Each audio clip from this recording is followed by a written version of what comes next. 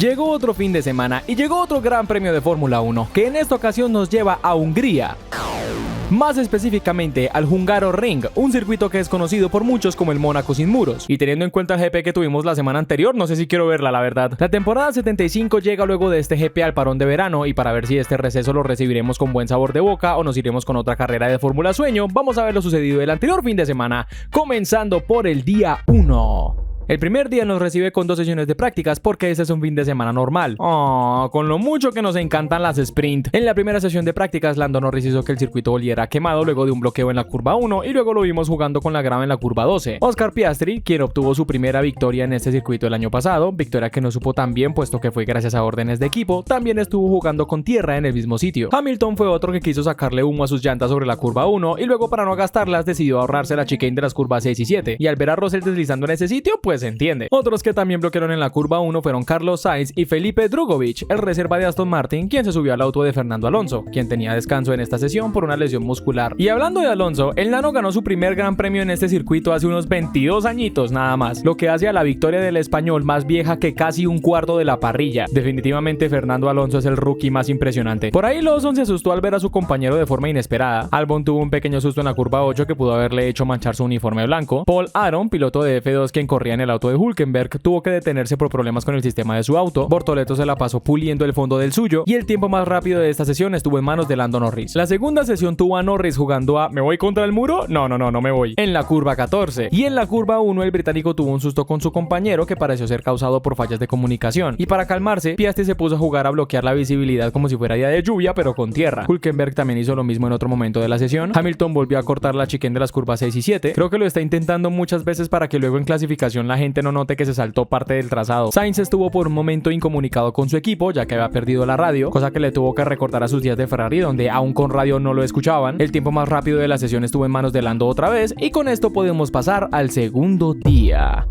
La tercera sesión de prácticas tuvo a Leclerc levantando algunas piedras en la curva 12. Russell estuvo peleando con su auto que se resistía a ser conducido. Behrman tuvo un bloqueo de rueda trasera en la curva 1. Hadjar quiso ver si podía manejar su auto en reversa, pero no le dio para tanto. Tsunoda salió un poco de la curva 1, al parecer por configuraciones en su auto. Y finalmente, en esta ocasión, el tiempo más rápido de la sesión estuvo en manos de Piastri. Pasando a la quali, estos fueron los que salieron en la primera ronda. El pobre de Tsunoda ya no sabe qué hacer para hacer funcionar ese auto. Y Albon en P20 es sorpresivo, pero ya nos venían diciendo que este es uno de los circuitos en los que a Williams le viene mejor quedarse en el pit lane porque así no pasan tanta pena. En la segunda ronda, estos son los pilotos que quedan por fuera. No, pero ¿qué pasa con Ferrari y Mercedes? Poco a poco se están convirtiendo en un Red Bull y nadie quiere convertirse en Red Bull. En la tercera ronda, por un cambio en el viento que soplaba en la pista, los autos no eran tan rápidos como lo fueron en Q2. Los McLaren sufrieron mucho por esto y alguien aparecería para aprovechar esta oportunidad de conseguir la pole. Y no sería Verstappen, ni sería Russell, sino que sería Leclerc, quien tuvo una diferencia bastante baja con los autos naranjas. Piastri acompaña a Leclerc en la primera fila. En la segunda están Norris y Russell. Los dos Aston Martin en la tercera, parece que por fin están haciendo algo bien. Bortoleto por encima de Verstappen en la cuarta, siendo esta la peor clasificación del actual campeón esta temporada. Y completando el top 10 tenemos a los dos pilotos de Racing Bulls. Y con la parrilla de salida definida, podemos pasar al día de carrera.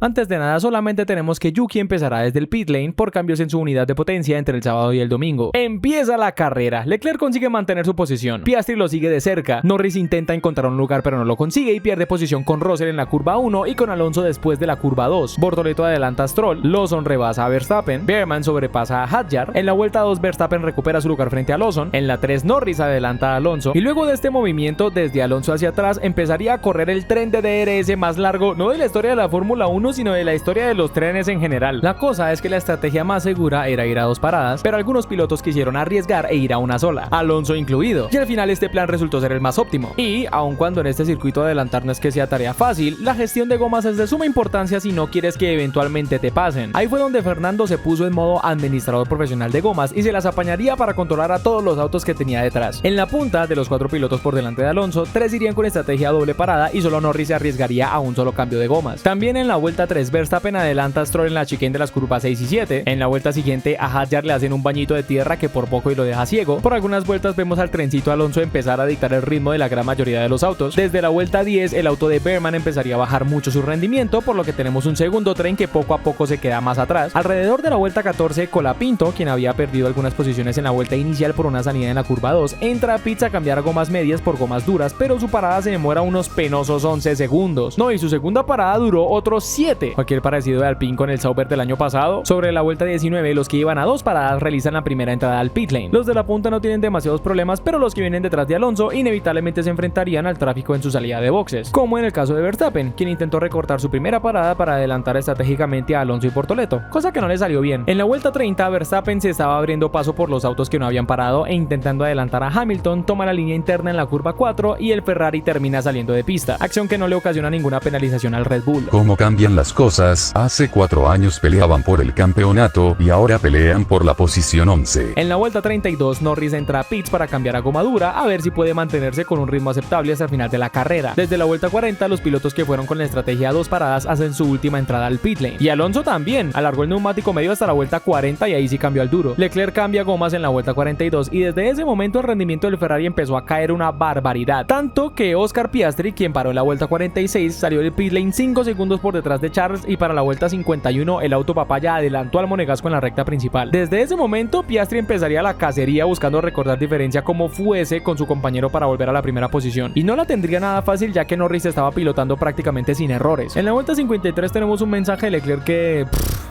mejor se los muestro.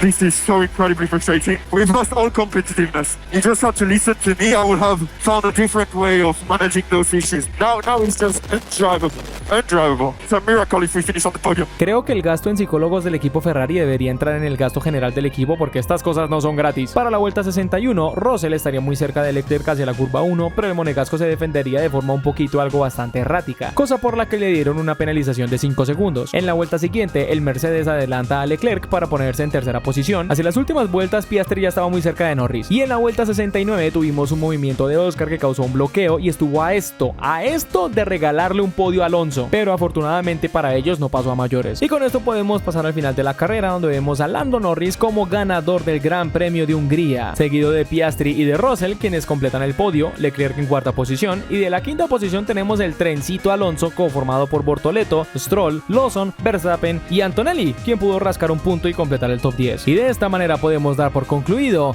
el Gran Premio de Hungría. Esta carrera estuvo bastante interesante desde la parte estratégica, sobre todo el ver cómo los pilotos detrás de Alonso pensaban en formas de salir de ese tren de DRS que al final no le salió porque Fernando gestionó su carrera magistralmente. ¿Qué podemos sacar de este GP? Primero, lo obvio, McLaren está en otra liga. La brecha entre los pilotos es de 9 puntos y todavía falta bastante en la temporada, así que vamos a ver cómo se compone. Segundo, Russell volvió a ser Mr. Consistencia y agarró otro podio para Mercedes. Nuevamente, no hace mucho y aún así termina en el podio. Por el lado de su compañero, aún con salir otra vez en Q2, por lo menos agarró un puntito. No es mucho, pero teniendo en cuenta que, a excepción de Canadá, las últimas carreras no han sido tan buenas para el rookie italiano, esto debe ser un soplo de aire fresco para su tranquilidad. Tercero, lo de Ferrari no se entiende por ningún lado. Durante la carrera, Leclerc tuvo un ritmo decente hasta su última parada, que le hizo caer una barbaridad. Al final de la carrera se encontraba 20 segundos por detrás de Russell, y el mensajito que le dejó a su equipo en carrera solo nos deja cada vez más claro que el cabalino rampante no tiene ni pies ni cabeza. Por el lado de Hamilton, este GP lo dejó con un bajón emocional bastante serio, llegando a decir que el equipo no era el problema y que al equipo le iría mejor si cambiaban de piloto. Y aún con la diferencia de rendimiento que Hamilton ha tenido con respecto a Leclerc, no podemos obviar actuaciones como la de Spa o la de Silverstone. No sabemos qué va a tener que hacer Ferrari con estos problemas. Lo que sabemos es que el equipo necesita un cambio más que urgente. Algo que se ve desde afuera es que, a pesar de todo esto, quieren seguir apostando por Fred Vasseur. No se ve que le vayan a dar el tratamiento Red Bull que le dieron a Horner. Cuarto, Aston Martin fue el cuarto equipo en esta ocasión. Con la clasificación que tuvieron y su resultado en carrera, se pusieron en el sexto lugar del campeonato de constructores. No sé si es que sacaron los autos de 2023 del garaje, pero parece que el equipo británico seguirá andando con fuerza. Quinto, Bortoleto fue el rookie del día con diferencia. Adelantó a Stroll iniciando la carrera y se mantuvo cerca de Alonso sin ceder ni un poco. Con esto, la racha de puntos de Sauber sigue extendiéndose y el equipo solo parece fortalecerse cada vez más. Sexto, Lawson se está volviendo consistente a la hora de puntuar. Es la cuarta carrera en la que termina en el top 10 y lentamente está recuperando su forma. Y ya le hacía falta luego del fiasco que fue su paso por Red Bull. Séptimo, Red Bull estuvo perdido en esta ocasión. Con el peor resultado de Verstappen hasta ahora, en carreras que terminó sin penalizaciones, parece que la maldición del segundo asiento se está contagiando al primero. Y de Yuki, ¿qué se puede decir? Lleva sin puntuar desde Emilia-Romagna y la tendencia no parece que vaya a mejorar. Solo espero que la vida se apiade de Yuki porque sí lo necesita con urgencia. Pero bueno, luego del Gran Premio de Hungría tendremos una pequeña pausa por el parón de verano, por lo que tendremos carrera hasta... Déjame revisar un momentico, hasta...